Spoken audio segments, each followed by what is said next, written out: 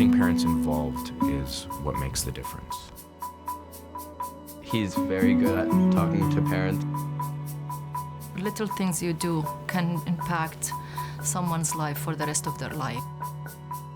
You know, I took completely the wrong approach to this thing. You know, Michael, you're not well. We need to get help for you. That's completely the wrong approach. But nobody told me. I didn't know.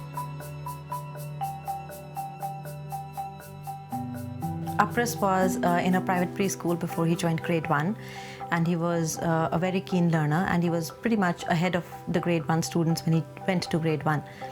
And the teacher was great. She understood that he was a little ahead and challenged him more according to his needs.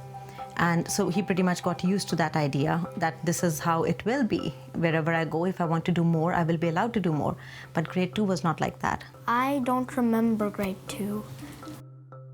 Mostly things that I didn't enjoy, I really don't remember. I was aware he started changing a bit. And, you know, he picked up some ways of dealing with his issues. And it was kind of a little weird and strange. And then he went into a shell and would not want to perform at all. He was not keen on homework. He did not want to go to school. He had no friends. When something is up, right, that you can sit down and say to a parent, you know, I'm very concerned about your son or daughter. Teachers have an amazing way of being able to see different behaviors and say, hey, you know, I noticed this week that, you know, your daughter seems a little sadder. Is there something up, right? So if teachers are seeing behaviors in the classroom that are different than what they've typically seen from a student, I would say to ask those questions. Ask open-ended questions about what's happening with students. Can we chat a little bit about what's happening with you? I'm seeing some differences in your behavior. Is there anything you want to talk about today? It's important to connect with the parents and understand their culture, and sometimes we need to find the time and solutions how we can find resources available to allow us to be able to break those barriers. Because attendance is the number one thing that you can see very clearly if there's something going on or not. Well, what's going on there? Can we have a conversation about this? And then that gives a parent a chance to say, okay, this is what I'm struggling with, you know? What can I do about this? You know, how do I deal with this? Because, I mean, a lot of parents, of course, we don't know how to deal with it. But there might be a little bit of a barrier between both sides.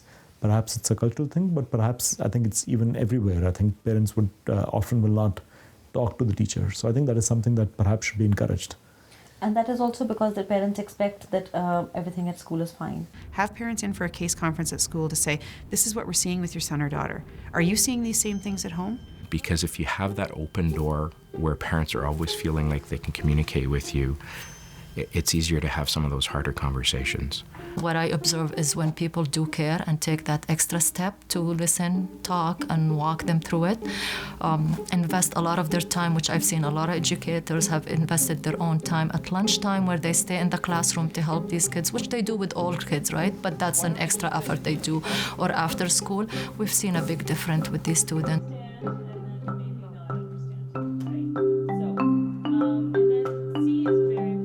It's not only that, you know, we as teachers have a job and we do our job, but we need to do more than that. We need to care about our communities because we don't teach curriculum. We teach communities. We teach students. We teach human beings. Mr. Rankin, he's very good at talking to parents about, at least with my parents. He always tells them what's going on with me, if I'm struggling, if I'm working hard, which I guess helps because then if my parents see that I might be struggling, they'll help me by helping me with my homework and things like that. My son was having test anxiety. And I certainly would never have thought that. And so that gave me the ability to ask my son when he came home after having his math test, how did it go? And we had a conversation about that. So really, I can't stress enough how much it's helped us.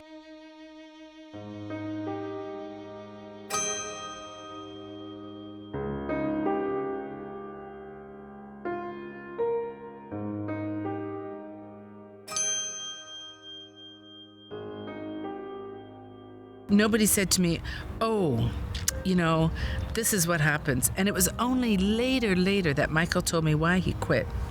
He said one day he was on the football team and he said they were, doing the drills or whatever, and he said he felt like killing somebody, when they were doing the defensive whatever, and he said, no, I got to get out of here.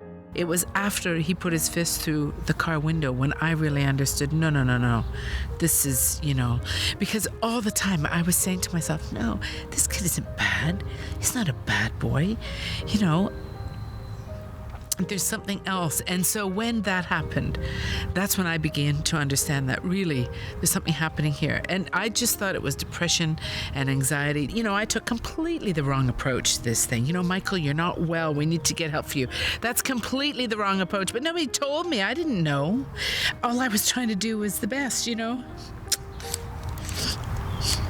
And I can't believe that these educators haven't had this experience or run into these kind of people or known, maybe some of the signs or some of the signals or, they must have. How many kids do they see in their particular environment, But I didn't run into the people who had any of that experience that they could share it with me. In fact, Michael and people like him are special needs people. It's not a disability that we can see, and it's one that we are hugely ashamed of because it's in our head and we're crazy or whatever. And so there's so much stigma around it still that we don't know how to talk about it. But in fact, it's a disability, and it requires that kind of a special approach. And we encourage staff, don't make the phone call always because there's something negative happening in that student's life.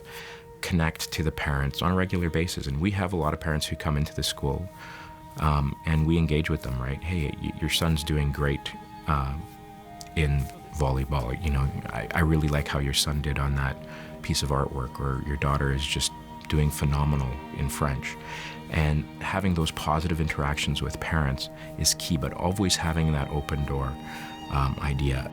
I'm sure that teachers are overwhelmed by what's happening in the classroom and their conditions of service and all the different things happening in their own system. But, how do we build a system that cares for the people in it?